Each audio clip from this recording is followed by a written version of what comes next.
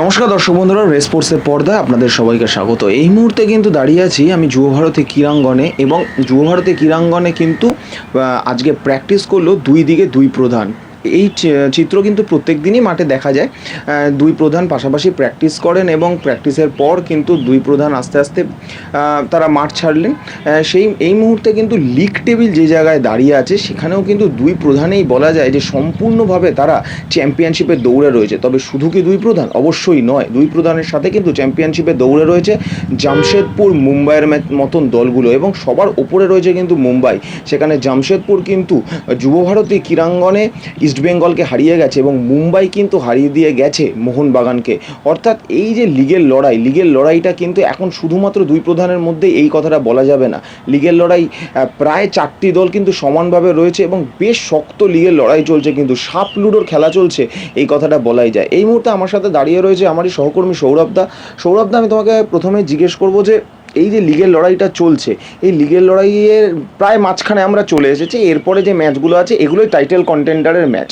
যে ম্যাচ একটা ম্যাচ থেকে যদি একটু স্লিপ করে বা পা হড়কায়, যদি পাতি বাংলা ভাষায় যেটাকে বলে, তাহলেই কিন্তু চ্যাম্পিয়নশিপের দৌড় থেকে অনেকটা পিছনে চলে যাবে, যেমন অনেকটাই লুডোতে সাপের মুখে পড়ার মতন। আর যারা পরপর ম্যাচ জিতবে তারা অবশ্যই ওই সিঁড়িতে চড়ে ওপরে উঠে যাবার মতন ওপরে উঠে যাবে। এই জায়গায় দাঁড়িয়ে কি সিনারিওটা তুমি দেখছো? তুমি যদি একটুখানি মোহনবাগানের পরের ম্যাচগুলো বা ইস্টবেঙ্গলের পরের ম্যাচগুলো নিয়ে যদি একটু ব্যাখ্যা করো, কি সিনারিও দেখছো? দেখো অর্পণ, একদমই তুমি যে কথাটা বললে, এবারের আইএসএলের খেতাবি দৌড় যেটাকে আমরা বলি, সেটা কিন্তু একদম জমজমাট বলা যেতে পারে। কারণ প্রথম দিকে যেটা মনে করা হচ্ছিল যে একটা বা দুটো দল তারা আধিপত্য দেখিয়ে লিগ টেবিলে অনেকটা উপরে পৌঁছে যাবে, এমনটা শুরুর দিকে দেখা যাচ্ছিল। কিন্তু লিগ যত এগোচ্ছে তত কিন্তু সিনারিও বদলাচ্ছে, এবং এমন একটা সিচুয়েশানে এই মুহূর্তে লিগটা চলে এসেছে যেখানে কিন্তু যে কোনো দল যে কোনো মুহূর্তে যে কোনো দলকে পিছিয়ে দিয়ে সামনে চলে যেতে পারে, এবং সেটা কিন্তু হচ্ছেও। আমরা প্রতিটা ম্যাচে দেখতে পাচ্ছি যে কখনো মোহনবাগান আগে থাকছে, কখনো ইস্টবেঙ্গল আগে থাকছে, কখনো জামশেদপুর এফসি আগে থাকছে। যদিও কিছুটা পয়েন্ট পার্থক্যর অ্যাডভান্টেজ নিয়ে মুম্বাই সিটি এফসি তারা শীর্ষস্থানটা ধরে রেখে দিয়েছে। তবে যে কথাটা তুমি বললে, দেখো আমরা মোটামুটি আইএসএলের বলা যেতে পারে লাস্ট ল্যাপে চলে এসেছি। প্রায় লাস্ট ল্যাপের কাছাকাছি সব দলেরই 5-6টা করে অ্যাভারেজ ম্যাচ বাকি রয়েছে। ঠিক এই জায়গায় দাঁড়িয়ে কারুরই ভুল করার সুযোগ নেই। একদম। আমরা যদি একটু লিগ টেবিলের সামনে, মানে লিগের সামনের দিকের ম্যাচগুলোর দিকে তাকাই, মোহনবাগানের নেক্সট ম্যাচটা নর্থ ইস্ট ইউনাইটেড এফসির বিরুদ্ধে, এবং এই ম্যাচ থেকে মোহনবাগানের 3 পয়েন্ট তোলার কাজটা খুব একটা কঠিন হবে না, হওয়ার কথা নয়। কারণ অ্যাওয়ে ম্যাচ হলেও আমরা এই মরশুমে সেই পুরনো নর্থ ইস্ট ইউনাইটেড এফসিকে দেখতে পাচ্ছি না। ঠিক, আলাদিন আজারে হীন নর্থ ইস্ট ইউনাইটেড এফসি এটা, এবং সেখানে কিন্তু নর্থ ইস্ট খুব যে শক্তিশালী লড়াই দিচ্ছে তা নয়। ফলে মোহনবাগান এই ম্যাচটায় আরামসে হয়তো 3 পয়েন্ট তুলে নিতে পারবে, কিন্তু তারপর মোহনবাগানের সামনে কিন্তু একটা বড় চ্যালেঞ্জ রয়েছে। এফসি গোয়ার বিরুদ্ধে খেলবে মোহনবাগান, অ্যাওয়ে ম্যাচ। যদিও গোয়ারও সাম্প্রতিক পারফরমেন্স খুব ভালো যে সেটা বলা যাবে না, কিন্তু মোহনবাগানের কিন্তু গোয়াতে গিয়ে অতীতের পারফরমেন্স খুব আশানুরূপ নয়। আমরা যদি গোয়া ইস্ট বেঙ্গলকে বেগ দিয়ে গেছে যুব ভারতী, একদমই সেটাও কিন্তু একদিকে যেমন পয়েন্ট। এবং আমরা যদি পাস্ট ম্যাচগুলো দেখি, মোহনবাগান যখন গোয়াতে গিয়ে খেলেছে সেখানে কিন্তু মোহনবাগানকে বেশ কয়েকবার পা হরকাতে হয়েছে একদম। এবং তবে তার আগে মোহনবাগানের একটা অ্যাডভান্টেজ আছে, সেটা হচ্ছে মোহনবাগান 19শে এপ্রিল খেলবে নর্থ ইস্ট ইউনাইটেড এফসির বিরুদ্ধে, আর 9th মে খেলবে এফসি গোয়ার বিরুদ্ধে। মাঝে কিন্তু একটা লম্বা সময়, এই সময়টায় কিন্তু মোহনবাগান অনেক কিছু বদলে নিতে পারবে। এই মুহূর্তে মোহনবাগানের সব থেকে বড় সমস্যা যেটা, সেটা হচ্ছে 2 ফুটবলারের চোট, আপুইয়া এবং আলবার্তো। তারা নর্থ ইস্ট ম্যাচে কেউই খেলবে না, কিন্তু গোয়া ম্যাচে যে তারা খেলবে না এটা বলা যাবে না। কারণ এই যে লম্বা 15-20 দিনের গ্যাপটা, সেই সময় যে তারা সুস্থ হয়ে ফিরে আসবেন না এমনটার কিন্তু কোনো নিশ্চয়তা নেই, এবং সেটা যদি হয় তাতে কিন্তু মোহনবাগান গোয়া ম্যাচে অ্যাডভান্টেজ পাবে। তারপরের ম্যাচ ইন্টারকাশির বিরুদ্ধে, এবং তারপর ডার্বি। অর্থাৎ মোহনবাগানকে কিন্তু ডার্বির আগে 3টে ম্যাচ অবশ্যই জিতে থাকতে হবে।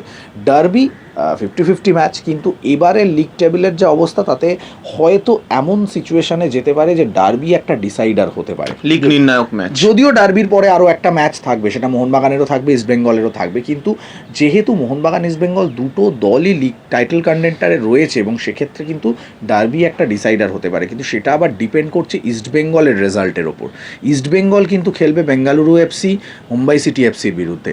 এই দুটো ম্যাচ কিন্তু আমার মনে হয় অত্যন্ত ভাইটাল একটা ম্যাচ হতে চলেছে, ঠিক। কারণ এখানে যদি ইস্টবেঙ্গল বেঙ্গালুরু এফসিকে হারিয়ে দেয়, তারা মোহনবাগানকে আবারও ছুঁয়ে ফেলবে এবং গোল পার্থক্যে এগিয়ে যাবে। মুম্বাই সিটি এফসিকে যদি হারিয়ে দেয়, ইস্টবেঙ্গলের হাতে সামনে কিন্তু লিগ টেবিলের শীর্ষস্থান মানে টপ হওয়ার সুযোগ রয়েছে, সেখানে মুম্বাই কিন্তু আবার পিছিয়ে পড়বে, মোহনবাগান পিছিয়ে পড়বে।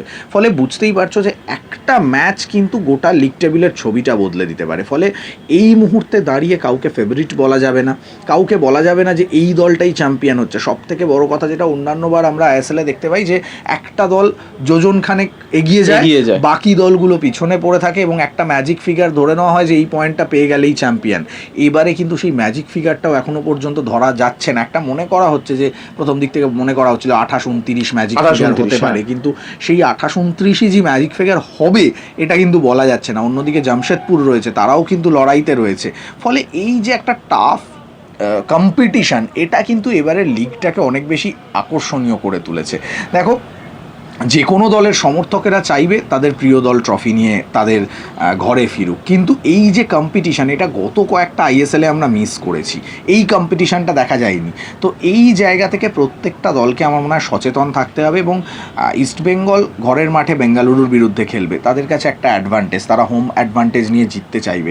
অন্যদিকে মুম্বাইও কিন্তু যথেষ্ট ভালো ফুটবল খেলছে। ফলে এই যে একটা কি বলবো, দেখো তুলনামূলক লড়াই, তুল্যমূল্য একটা লড়াইয়ের জায়গা রয়েছে। এখান থেকে দেখতে গেলে আমার মনে হয় প্রত্যেকটা দলকেই খুব সতর্ক হয়ে সবকটা ম্যাচে মাঠে নামতে হবে এবং প্রত্যেকেরই লক্ষ্য থাকবে সব ম্যাচ ফাইনাল, সব ম্যাচ জিতবো, এইটা টার্গেট থাকবে। কোনো ম্যাচে পয়েন্ট নষ্ট করলে আমার মনে হয় সেটা যে কোনো দলের জন্য চাপ হয়ে যাবে।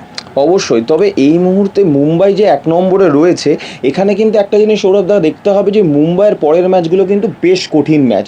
মুম্বাইকে ব্যাঙ্গালোরের সামনে মুখোমুখি হতে হবে, মুম্বাইকে ইস্টবেঙ্গলের মুখোমুখি হতে হবে এবং এই দুটো ম্যাচ মুম্বাই যদি বের করতে পারে তাহলেই কিন্তু মুম্বাই আগে এগোতে পারবে। আর এই দুটো ম্যাচে ফসকালে কিন্তু মুম্বাইকে অনেকটা নিচে নেমে যেতে হবে।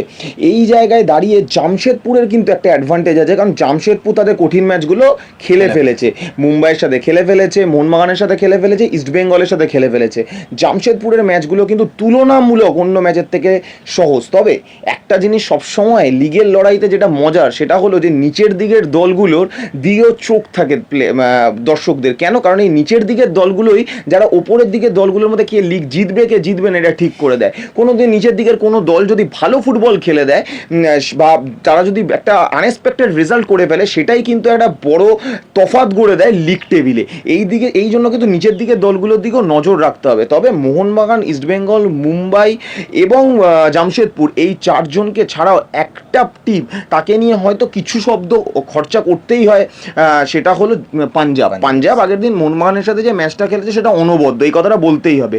মোহনবাগান যে গোলগুলো পেয়েছিল সবগুলো ইন্ডিভিজুয়াল ব্রিলিয়ান্সি সেদিনকে যদি না থাকতো হয়তো মোহনবাগান আটকে যেতে পারতো। সেইখানে পাঞ্জাব আগের দিন যে গোলগুলো করেছিল প্রত্যেকটা গোল এবং বক্সের সামনে মোহনবাগানের ডিফেন্স, এক কথায় যে কেউ এটা স্বীকার করবে যে লিগের মধ্যে সেরা ডিফেন্সের মধ্যে একটা। সেইখানে দাঁড়িয়ে মোহনবাগানের ডিফেন্সে যেভাবে ওরা পেনিট্রেট করছিল, যেভাবে ফুটবলটা খেলছিল, পাঞ্জাব যদি এর পরের প্রত্যেকটা ম্যাচ যদি ভালো পারফর্ম করে, কারণ পাঞ্জাব কিন্তু একটা ম্যাচ কম খেলে রয়েছে, এটাও দেখতে হবে। পাঞ্জাব যদি ভালো পারফরমেন্স করে সেইখানে কিন্তু পাঞ্জাবেরও একটা সুযোগ রয়েছে এবং এই একটা ম্যাচ কম খেলার অ্যাডভান্টেজ কিন্তু ইস্টবেঙ্গলেরও আছে, ইস্টবেঙ্গলও একটা ম্যাচ কম খেলে রয়েছে। তো এই দিক থেকে দেখতে গেলে, ম্যাচের দিক থেকে দেখতে গেলে কিন্তু ইস্টবেঙ্গলেরও সেই অ্যাডভান্টেজটা রয়েছে। তবে সবাইকেই কিন্তু তাদের অ্যাডভান্টেজটা কিন্তু ক্যাশ ইন করতে হবে। অ্যাডভান্টেজ ফুটবলে থাকবেই, এটাই ফুটবলের নিয়ম। ফুটবলের লিগে কোনো না কোনো দল কখনো না কখনো অ্যাডভান্টেজ পায়, কিন্তু সেটাকে যদি ব্যবহার না করতে পারে তাহলে কিন্তু এগিয়ে যাওয়া যায় না। যারা ব্যবহার করতে পারে তারাই ওই লাস্টের ট্রফিটা নিয়ে কিন্তু বাড়ি চলে যায়। তো এখান থেকে কিন্তু এই কথাটা বলতেই হবে যে ফুটবল এটা অ্যাডভান্টেজ যেগুলো আছে সেগুলো ব্যবহার করতে হবে এবং যেই দল ব্যবহার করতে পারবে সেই দলই কিন্তু এই সিজনের এইরকম একটা টাফ সিজন বলতে হবে, কারণ লিগের শুরুতে মনে হচ্ছিল সবচেয়ে মেয়ারমেয়ারে সিজন হতে চলেছে এইটা, কিন্তু সেইখানে দাঁড়িয়ে এইবারে যে সিজনটা হচ্ছে সেখানে কিন্তু কারোরই নিঃশ্বাস ফেলার জায়গা নেই, কথাটা বলতে হবে। লিগ টেবিল যদি দেখা যায় সেইখানে যারা অ্যাডভান্টেজ ইউজ করবে তারাই কিন্তু শেষ হাসি হাসবে। যুব ভারতী ক্রীড়াঙ্গন থেকে আমি অর্পণ দেবনাথ, সৌরভ মুখার্জি, রে স্পোর্টস।